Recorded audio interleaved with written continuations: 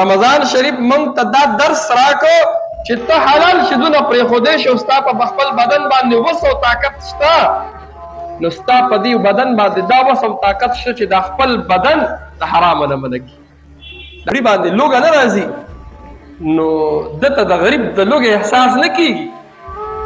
دا خو چې ته یو میاشت روژه ونیسي او تا باندې لوږه تېره شي، نو تا ته به پته ولګي چې د یو کونډې، د یو یتیم، د یو غریب او د یو مسکین باندې به لوږه تېرېږي، د هغه به وس او طاقت نه وي. دا څنګه وي؟ مسکین ستا په ګاونډ کې پاتې کېږي، ستا په چم کې پاتې کېږي، ستا په عزیزولۍ کې پاتې کېږي، او تا ته پته ده چې د وس او طاقت نشته، یا یو میاشت 2 میاشتې وشوه چې د ده مزدوري نه لګي، دی خراب دی، قرضدار دی، خراب شوی دی، پیسې خرابې شوي دي، د حالات ټیک نه دي، نو تا ته به د غریب د لوږې احساس وشي.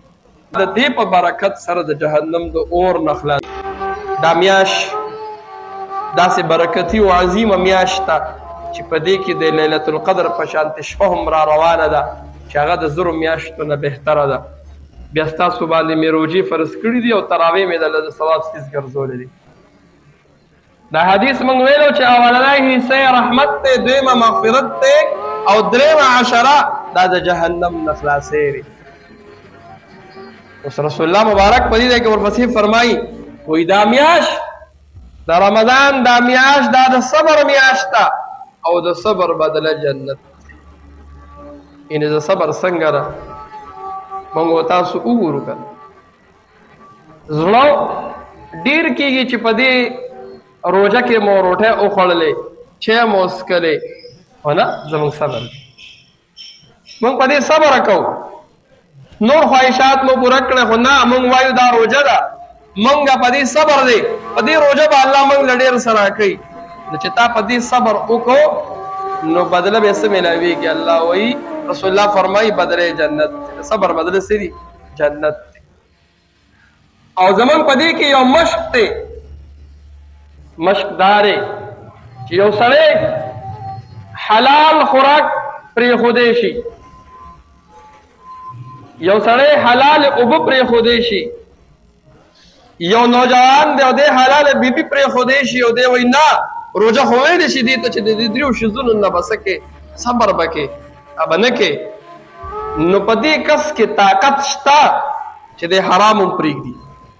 په دې کس کې دا طاقت شته چې دی رشوت هم پرېږدي، په دې کس کې دا طاقت شته دی سود هم پرېږدي، په دې کس کې دا طاقت شته چې دی فضول خواهشات هم پرېږدي، او په دې کس کې دا طاقت شته چې دی مطلب د شریعت نه څومره خلاف کارونه دي دا پرېږدي. یعنې رمضان شریف موږ ته دا درس راکو چې ته حلال شیدونه پرېښودی شي او ستا په خپل بدن باندې وس او طاقت شته، نو ستا په دې بدن باندې دا وس او طاقت شته چې دا خپل بدن د حرامو نه منع کړي، دا خپله ژبه د حرامو نه منع کړي، د حرام ویلو نه منع کړي، دا خپلې سترګې د حرام لیدلو نه منع کړي. نو رمضان شریف موږ ته دا سبق راکړي. له دې وجه رسول الله فرمایي چې دا میاشت د صبر ده، تاسو به په خواهشاتو صبر کوئ، د حرامو نه به ځان ساتئ، نو د صبر بدله څه دي؟ جنت. که چېرې مونږ صحیح روژه ونیسله، څنګه چې د روژې حق دی، او عبادات مو پکې وکړو، د الله نه مو دعا وغوښتله، د خپل ځان د بخښنو د مغفرت دپاره مو دعا وغوښتله، د حرام مال د خوړلو نه مو ځان وساتو، د حرام کارونو کولو نه مو ځان وساتو، نو بیا د دې بدله میلاویږي. په آخر کې به روژه د الله په دربار کې سفارش کوي چې الله دا پلان کې ما د خوراک څښاک نه منع کړی و، دې مې تلاوت ته کښېنولی و، دت باندې مې دا کړي وو، په ده مې دا کړي وو، ده وی چې زما روژه ده، نو زما شفاعت قبول کړه یا الله دا سړی وبخه. نو دا میاشت د صبر میاشت او د صبر مطلب څه ده؟ جنت. رسول الله مبارک ورپسې فرمایي، وایي دا میاشت د یو بل سره د غمخوارۍ کولو ده. یعنې تاله دا که په سړي باندې لوږه نه راځي، نو دته د غریب د لوږې احساس نه کېږي. دا خو چې ته یو میاشت روژه ونیسي او تا باندې لوږه تېره شي، نو تا ته به پته ولګي چې د یو کونډې، د یو یتیم، د یو غریب او د یو مسکین باندې به لوږه تېرېږي، د هغه به وس او طاقت نه وي. دا څنګه وي؟ یعنې یو باچا و، نو په هغه ټیم کې قحط راغلی و نو خفه ناست و چې دا به څه کېږي نو لور ورته وایي چې پلاره ولې خفه یې وایي په ملک باندې قحط دی خفګان په دې اخیستی دی وایي قحط څه ته وایي وایي ډوډۍ نشته نو لور ورته وایي نو پلاره نو ریږي دې خوري که نه نو د باچا لور د قحط نه څه خبر وه چې دا قحط څه ته وایي او دا لوږه څنګه وي په هغې لوږه راغلې نه وه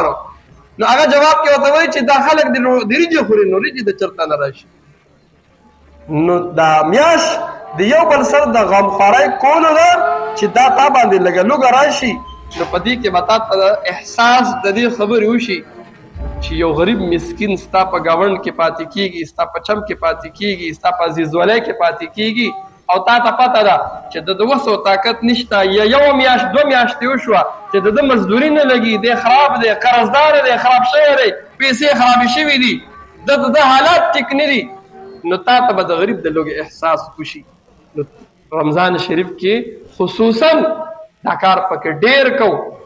یو میاشت تېره به شي په دې کې د مؤمن رزق زیاتولی شي الله ډېر څه ورکوي که غریب نه غریب وي نو خامخا څه نه څه د هغه د خپل ترتیب دپاره کړي وي خو د عامو مسلمانانو ته رسول الله مبارک په دې حدیث کې دوه پیرې وایي چې ګوره تاسو څه وکړئ د روژهدار روژه ماتې وکړئ تاسو څه وکړئ د یو روژهدار دپاره د روژه ماتې بندوبست وکړئ نو بیا د دې فضایل ذکر کوي چې تاسو له به الله د دې په بدل کې څه درکوي یعنې دا یې نه دي ویلې چې تاسو چې چاته روژه ماتې ورکوئ نو چې دی د خامخا غریب او په دې زکات کېږي نه که مالدار ولې نه وي خو چې روژې وي مسلمان چې دی ستا په رزق باندې روژه ماته کړي نو رسول الله مبارک فرمایي وی الله تعالی به ستا د دې روژه ماتې په بدل کې دومره ثواب وکړي څومره چې د هغه د روژې ثواب شوی دی او د هغه د روژې نه به کمیږي نه او دویم نمبر وی الله تعالی به تا د دې په برکت سره د جهنم د اور نه خلاص څومره فضایل بیان کړي نو